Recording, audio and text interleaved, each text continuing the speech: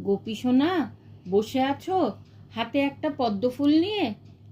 আর কি আছে তোমার ওই হাতে, দেখি কি রয়েছে? আম রয়েছে, কাঁচা মিঠে আম। কোথায় পেয়েছো তুমি আম? আম নিয়ে কবিতা শুনবে? দাঁড়াও দেখি মাকে জিজ্ঞেস করি। মা বলো তো।